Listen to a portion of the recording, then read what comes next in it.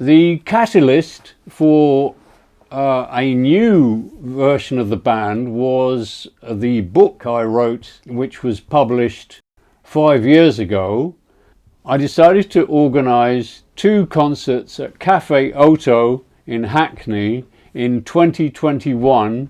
There were about 12 musicians involved over 2 nights, and we performed a wide variety of Swell Maps material, much of which had never been performed live before.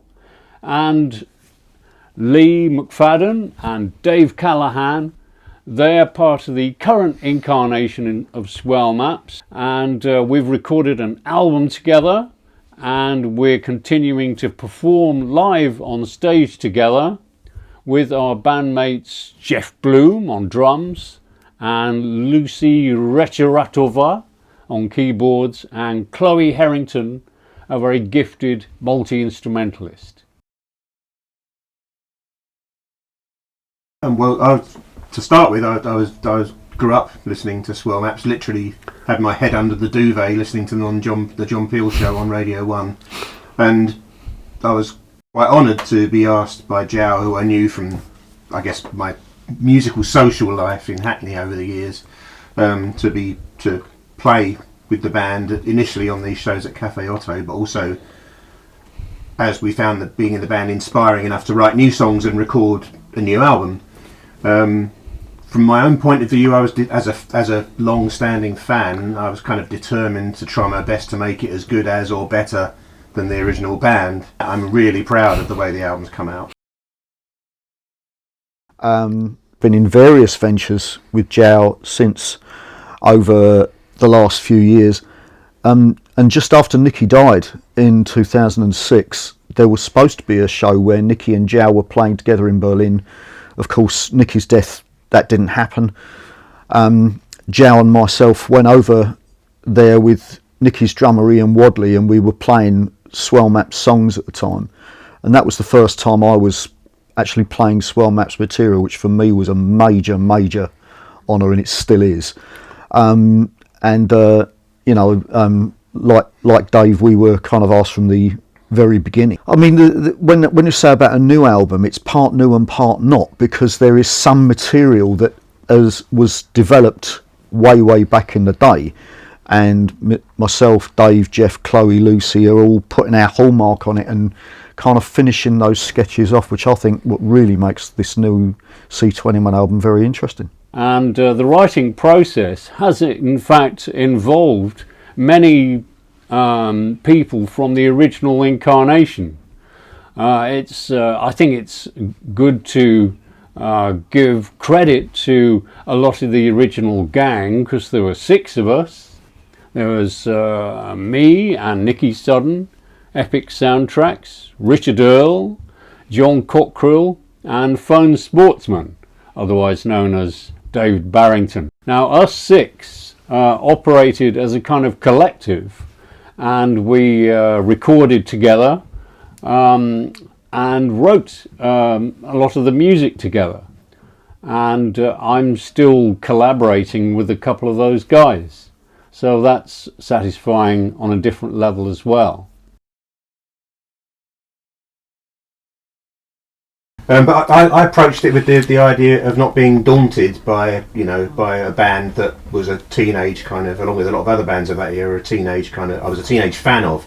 You kind of have to go into things at least with your head in the mindset of you're an equal, and that you have a creative kind of contribution to make, and not to try and mimic anyone else. So I just basically brought myself in and was pleased to find it fitted. With me, I've got most of my musical stuff outside of Swell Maps is on a similar thing, where because I'm playing in bands that I was never in the original lineup of, like TV personalities, alternative TV, cult figures, etc., mini pops. But like Dave says, you want to go in there. You're respectful of that legacy, but at the same time, you want to put your own stamp on it. and there's a genuinely enthusiastic response from often quite young audiences, which is pleasing too. I think it's fair to say that we're not playing what people always expect. You know, we don't play all the singles all the time, for example. Yeah. We play quite a diverse set from album tracks, sometimes quite obscure, and mixing that with new material, as Dave says. And we're seem to be attracting not just fans of the original records, but also younger people who weren't even born sometimes when those first records were made. So it's very pleasing to attract younger fans as well, and people who have heard the band for the very first time in some cases.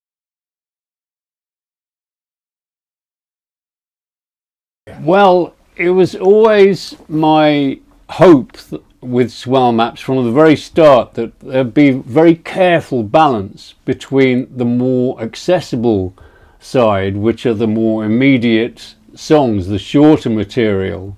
A lot of that written by Nicky, I must say, and some of the more experimental material, which was conceived by me and Phones and Epic, for example. And I think that careful balance, sometimes quite a sudden jump in some of the on some of the albums, was deliberate, and it's something I was very keen that we should continue to play and to project. It's very fortunate that we've managed to assemble a band of very skillful, very able musicians with great taste and very creative minds in order to bring this about. And I feel very honoured and pleased that we have this collective together which is making it all happen. The original band was active, playing performances live and recording material to release on the albums. It was a very intense period of, well, it was only 1978, 1979, 1980, 3 years at the most. And it was so intense, I think we kind of burnt ourselves out on a personal and creative level. And we certainly didn't continue after a peak. I think we split up at the right time, although it was very painful and very difficult.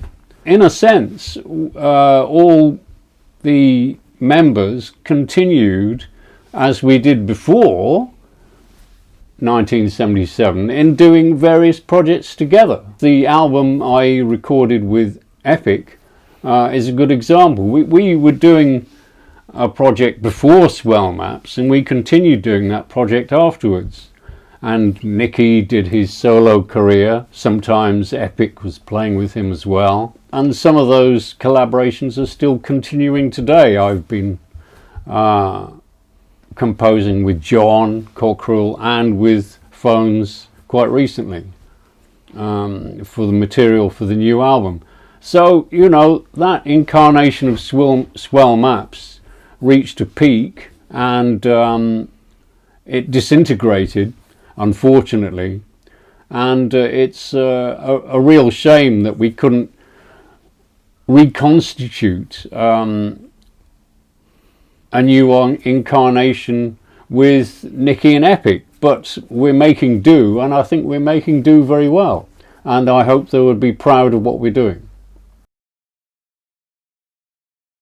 One thing I remember was something very profound that Epic started saying, and we adopted it as a kind of slogan or something to bear in mind. He used to say, "It's got to be serious fun," and I think that's a really good thing to say, because it reflects that balance of it being serious, you know, taking the material and the idea seriously, and on the other hand, it's got to be enjoyable as well, and we've got to convey that joy to an audience as well.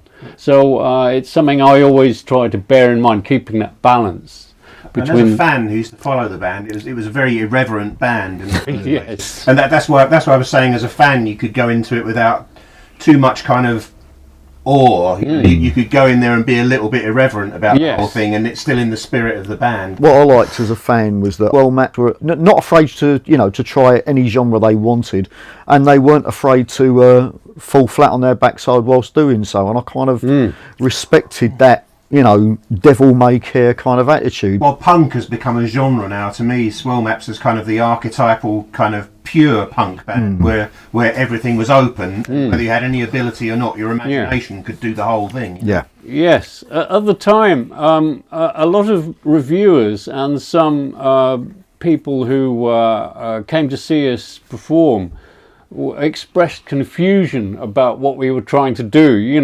They say, that's ideal though, isn't it? Well, yeah, I love that. I like being able to puzzle people and offering them food for thought. I think that's a very important part of the process. If we just sort of played lots of short punk songs, I think that'd be quite dull, and I don't think that would engage me if we stuck to that, like a lot of bands from that era did. But I thought it was something that needed to be done, having that balance between different styles. And I think it worked very well, and I think we were vindicated in the long run by having that approach.